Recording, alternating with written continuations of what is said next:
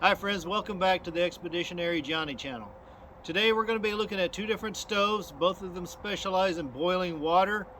They both take up a fair amount of space, but their fuel is a little different. So we're going to take a look at the JetBoil and the Kettle.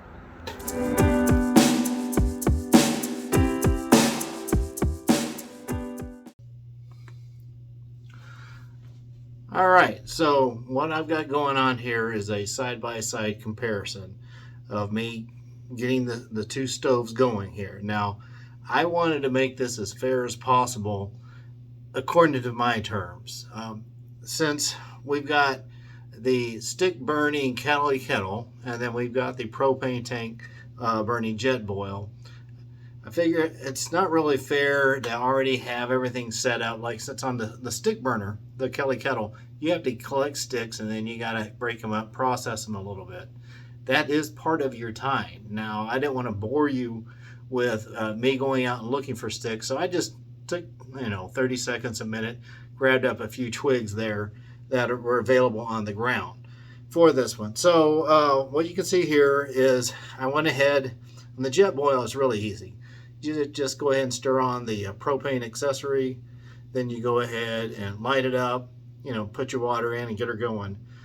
On the Kettle, so I had to grab some sticks and twigs, break them up, had to pull out a fire starter, which no matter however you go about this with the Kettle, you're going to have some type of fire starter, whether it's, well, I won't list them, but you're going to need something to keep a flame going. Now, there's some argument or discussion when I see from the Kettle owners on how to get the fire going.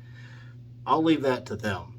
But for me, I like to get a little base of wood underneath there. I'll do a Vaseline cotton ball or something like that, get that going. That'll burn some of the wood underneath it, but then I'll throw some twigs on top of it.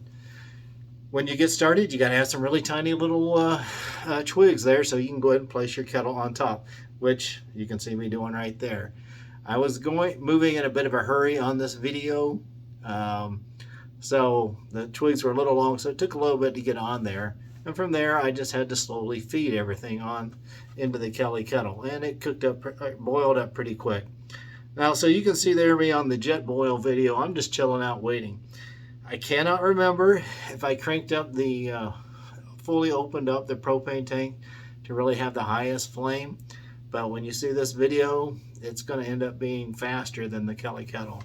But that's not really a test to say, therefore, you should go with the JetBoil. It's really going to depend on your approach to your life and how you want to do your outing. Now, these two stoves, their primary focus is to boil water. And so that's what I'm doing right here. On each one of the containers, I'm pouring in 2 cups of water, tap water from inside, so they started out with the same base temperature.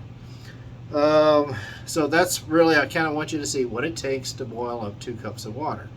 And so we'll see. I just kind of sit there and do that. Now, have I done other things? Absolutely. When I cook, I like to do, let's see here. I need to turn this here because I got the green screen going here. All right, so when I cook, I like to have dehydrated meals. I prefer to cold soak it, but with this equipment, you're going to have to be dealing with hot water. So that means I want to simmer it afterwards. I like to be able to finish it up over the flame. So on both of these items, I've been able to do that. On the JetBoil, there is a little cap that you can put on there. Now, even though on the JetBoil, the flame is very narrow and concentrated, you can turn that down there to do a little simmer and finish things up. I did that with my buffalo chicken dip, and it worked out just fine. I also did that with the Kettle. There's a hobo stove attachment. You put that on there, and then you just kind of continue feeding the wood into that. Again, that worked just fine. It's not their primary purpose, but it is an option here. So we're at closing on 5 minutes. Neither one of those have started to boil. You can see on my Kettle video, my dog was bugging me to go outside, so I had to get up there and go let him in there. But really, they're really good pieces of equipment. For me, I guess it depends on the adventure for the day. I prefer if I know I'm going to be camping out, I like spending some time at a campsite. I don't mind gathering up a little bit of wood and slowly working up, cooking up my dinner and just kind of soaking up the environment. Now, if you're doing more of a through hiker type deal, you got a tight schedule, you're probably not going to want to bother with that. Then you might be leaning more toward that JetBoil. All right, so we are getting there. I've been rambling on for 5 minutes or so. Actually, yep, 5 minutes. Still got some more time to kill. Let's see here. What else can we say about these here?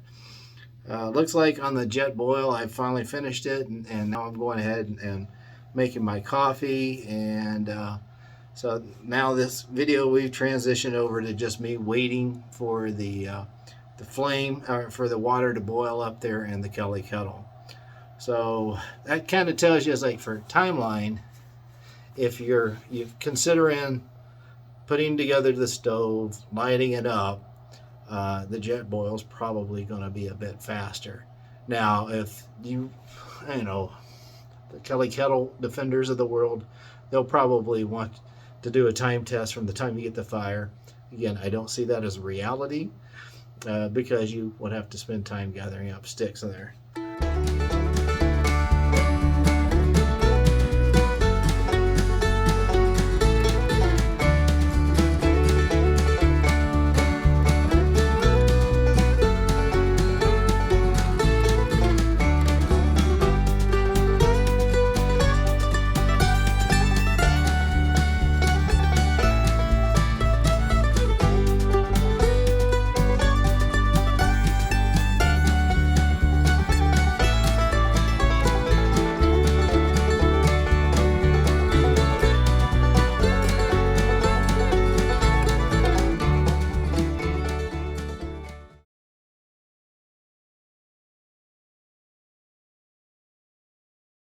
All right, so still not quite there on the video as far as the getting the kettle to boil up here. So what else can I say about these? They're both big. They're both very big. So if I were doing a section hike or through hike, I'm probably not going to choose these two because they take up so much darn space in the backpack. But for a day trip where you want some coffee, car camping, I was introduced to the kettle on a car camping trip with a bunch of a gang out here in Nebraska, and I saw some of the bigger kettles, and those almost seem to be more efficient than the smaller one. I think maybe it's just because of the volume. It's like the ratio of the water to the fire, but it worked out just fine. All right, so now I'm seeing that in the video that I've got my kettle all done. So let me go ahead and hit the pause button on that. So there you have it. I think I've rambled on long enough in this video so you can see side-by-side comparison of what it takes to use these two stoves, how they work. And I appreciate you guys tuning in, and take care and have a good week.